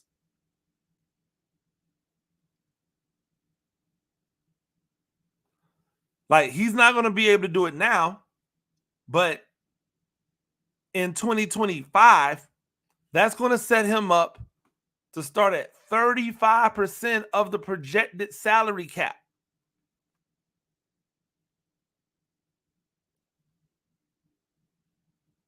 Right? That's crazy.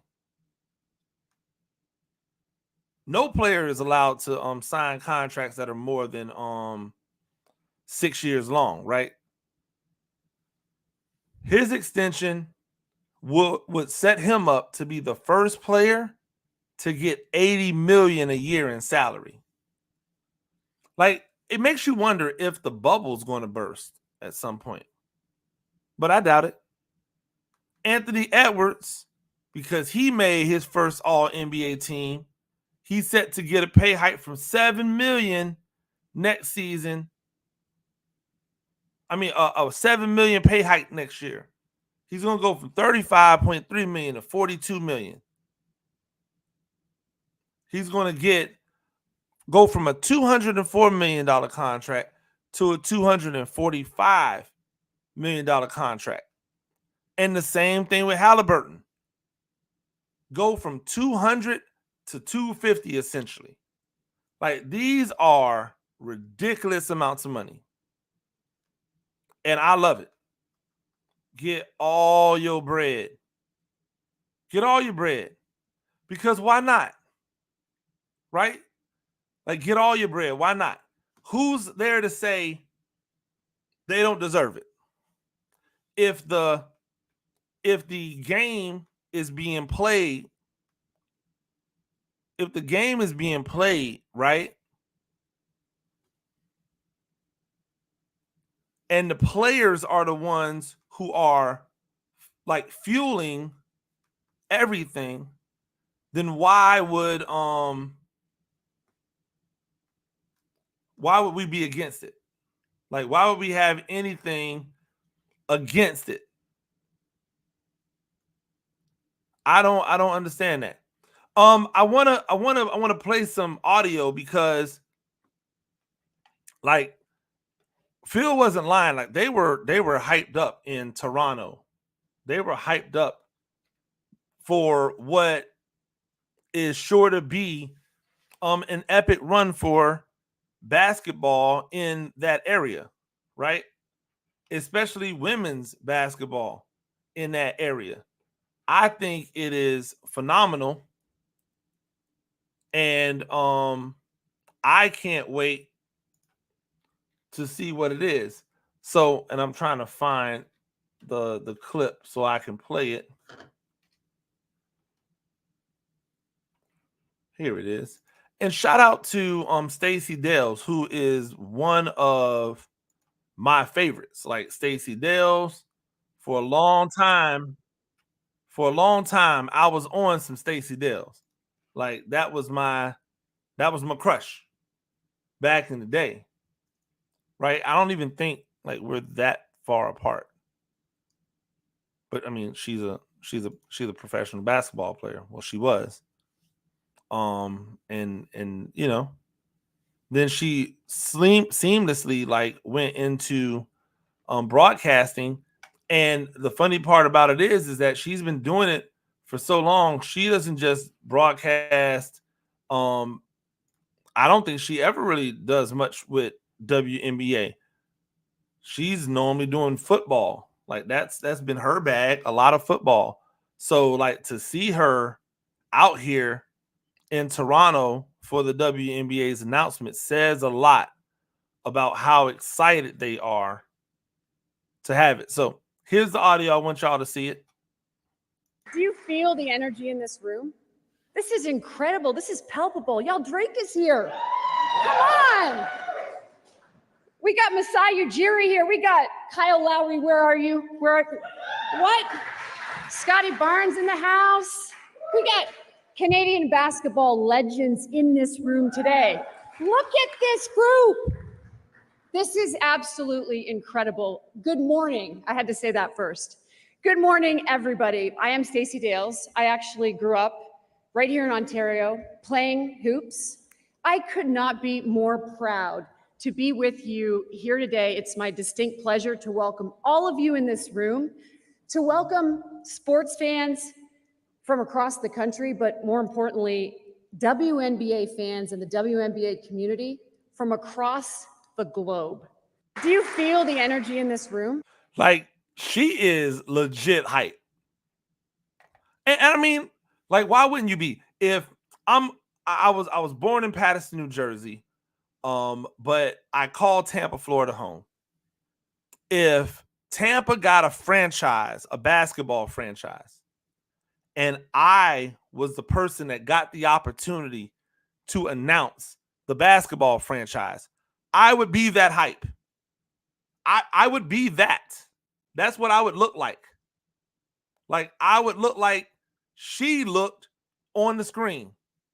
Like, she was just almost overwhelmed, because I'm pretty sure she never thought when she was a kid playing that there would ever be professional women's basketball, let alone a professional women's basketball team in her hometown. Like, that's how crazy it is. It's not just, you know, that they are getting basketball.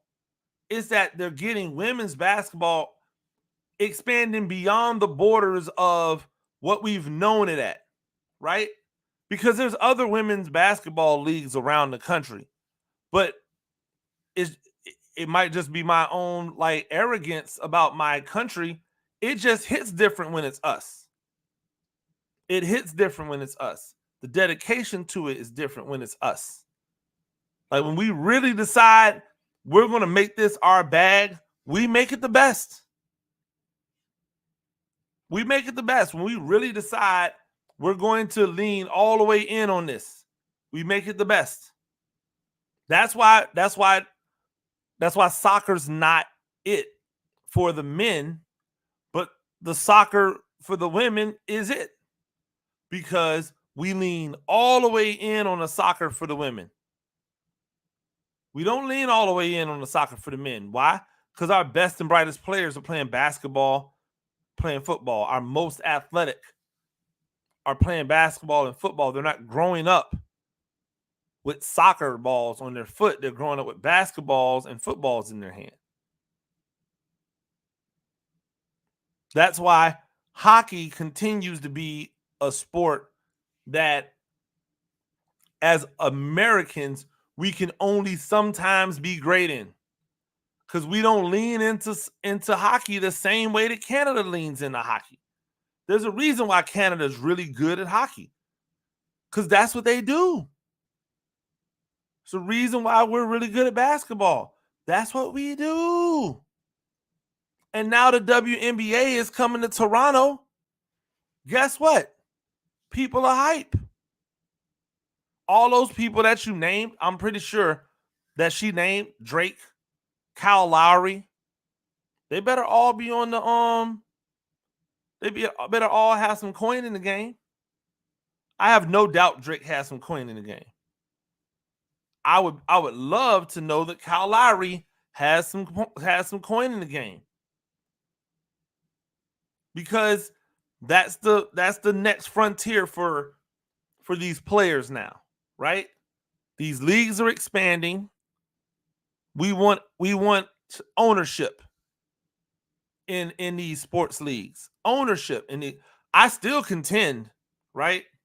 Not for nothing, I still contend that what the UFL should do is they should reach out to Cam Newton and give him 25% of a franchise. So I know I just went all off the thing. I'm gonna have to come back to that another day, because I just said something crazy. Maybe I'll double back to that in a little bit. But I'm really excited about the WNBA in Toronto. I'm excited about the WNBA, period. Right? Let me just start there. I'm excited about the WNBA, period. But I'm really excited about the WNBA in Toronto. I am. What's not to be excited about? What's not to love? What's not to love? And speaking of the WNBA and what's not to love, we got to get back to the bread. We got to get back to these picks. I've been low key when I'm not giving you guys the picks. I be hitting, and it's crazy because I hit when I give you picks too. But I've been lighting it up, and so it's time for me to reshare again, right? It's time for me to make sure that you get a little bit of this thing that I be giving to the world. So here's how it happened last time. Last time Boston and Indiana played. The last time both of them played, I took a massive six leg parlay that hit. I paid some small money on it, but it hit easy breezy. I took Jason Tatum over his points, rebounds, and assists. I took Halliburton over his points, rebounds, and assists. I took Nesmith over his points, rebounds, and assists. I took Siakam over his points, rebounds, and assists. I took Jaylen Brown over the points, rebounds, and assists. And I took TJ McConnell over the points, rebounds, and assists. If I'm not mistaken, they all hit in the regular session before the overtime. If I'm not mistaken, I think the Jaylen Brown 3-pointer at the buzzer gave me the over on the points, rebounds, and assists for him. So I'm never going to go away from what's making the money. I'm just going to come back to it and see what's different from now as the last time. So Aaron Nesmith, his points, rebounds, and assists are at 18 today. Over the last 5 games, he has failed to hit that mark once. That was the last series with the Knicks and this first game with Boston.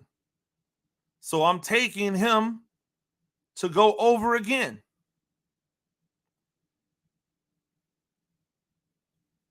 Jaylen Brown is at 36 points, which is, I believe, 2 or 1.5 points more than it was in game 1, right? Jaylen Brown is at 36 points. Now, I took Jaylen Brown in the last one, but when I look at the 36 points, he's gone over, or he's hit that mark or gone over 3 out of the last 5 games, and he hasn't done it 2 times in a row over this time. So I'm going to hold on him for a second because I'm going to come back. Tyrese Halliburton is at 32 points. You got to just go with Halliburton because Halliburton fills up the stat sheet, right? His average over the last 5 games is 31. He's actually gone over 32 points the last 2 games. Game 7 with the Knicks. Game 2, Boston. You want to know what you got to love about Halliburton? He gets a lot of assists. A lot of assists. And against this team, he has an opportunity to rebound. So Halliburton could give you like a 12, 10, and 10 game. A 14, 10, and 8 game. And hit this number. He doesn't have to give you 20-something points. But if he gives you 20-something points, he's definitely going over this number. I like it. I'm going to take him. I like it, and I'm going to take him. I'm going to take him to go over. Jason Tatum is at 46.5 points. Jason Tatum has gone over the number 3 times in the last 5 games. There's one time where he didn't go over that number. That was their final game versus Cleveland.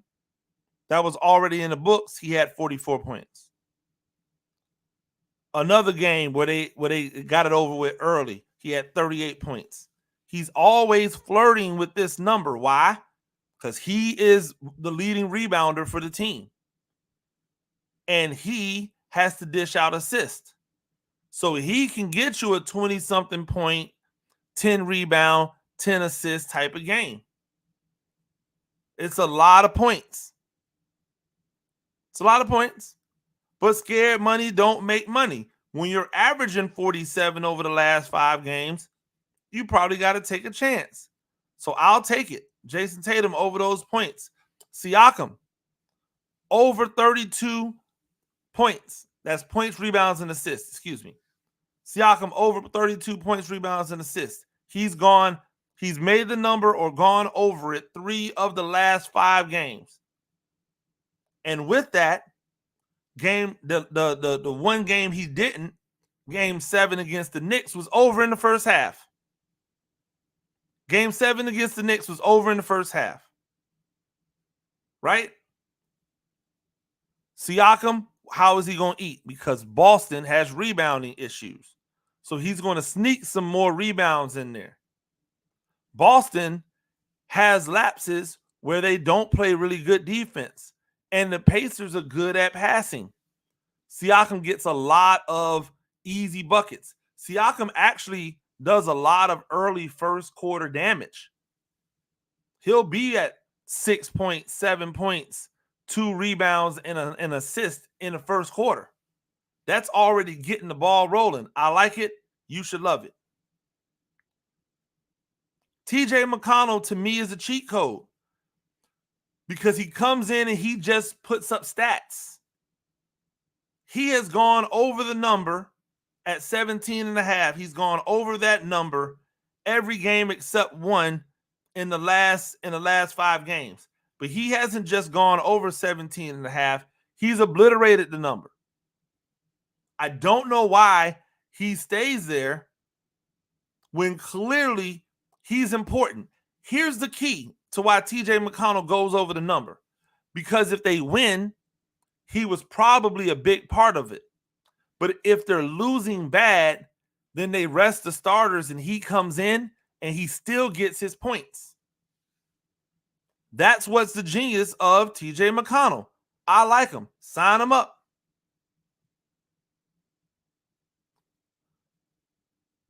That brings me back to Jaylen Brown at this 36 points. In order for the Celtics to be successful, Jaylen Brown has to be a ball player. He can't just score. He has to rebound. He has to assist. He has to rebound and he has to assist. He's got no other choice. Now, some people might be saying, oh, well, what about Jared White? He has some big points games, like points, rebounds, and assists. He's got big games. But no. The one that I'm thinking of that I might go with over Jaylen Brown is Andrew Nembhard. Well, dang, coach, you're taking a lot of the Pacers players. Yeah. Because they have to continue to hold. Boston can score at will. The way that the Pacers get it done is by collective play. It's not by individual play. And that means that you can have multiple people out there shining. I don't like the fact that Jaylen Brown needed a 3 at the end in order to cash my money. If I'm being honest about it. So I think I'm going to take Nembhard over this 17.5 with the idea, same as TJ McConnell. If they're getting blown out, he'll still get minutes. He'll get garbage points, rebounds, and assists. If they're winning, it's probably because he has helped them win. I like it. Sign me up for it. So, just to review, we're going over on everything. It is heavy Pacers with a Jason Tatum go crazy in it.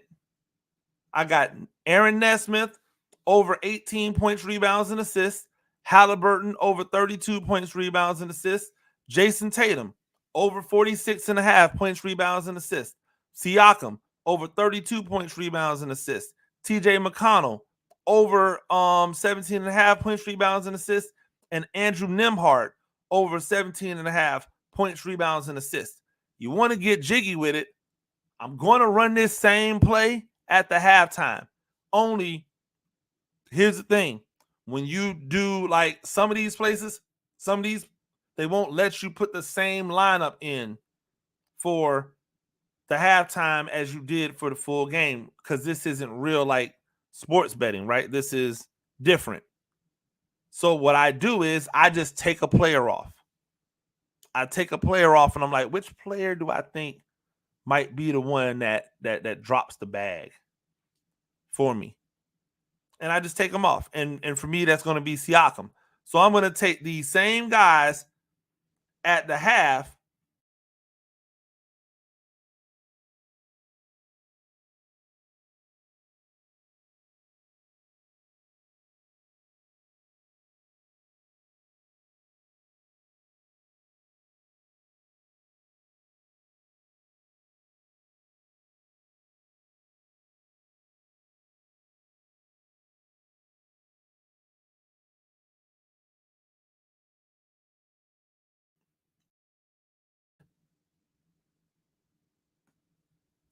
Looks like we're back.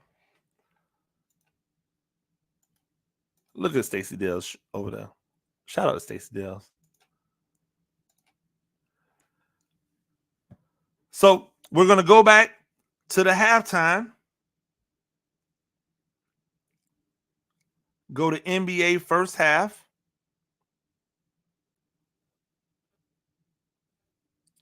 And points, rebounds, and assists. I'm going to take Nembhard at 9. Nesmith at 9.5. Halliburton at 16.5. Jason Tatum at 23.5. And you know what? I stand corrected. I'm probably going to take Pascal Siakam at the half, because if I take oh no, it let me do it. So yeah. Siakam and TJ McConnell, although there's a good chance that McConnell might not get those points, because like I said, he's really a second half kind of monster. So make sure you look for this on the second half as well, because the second half might be where you can get that money. That's going to do it for me today on Talk Spicy, ladies and gentlemen. Make sure that you stay tuned for the Bleacher Brothers coming up next. As always, rate the show, comment, agree, disagree, but whatever you do, keep it spicy. 5-star ratings are appreciated on all of the platforms. And if you're joining me on that YouTube, you know what to do. Smash the subscribe button, hit the like.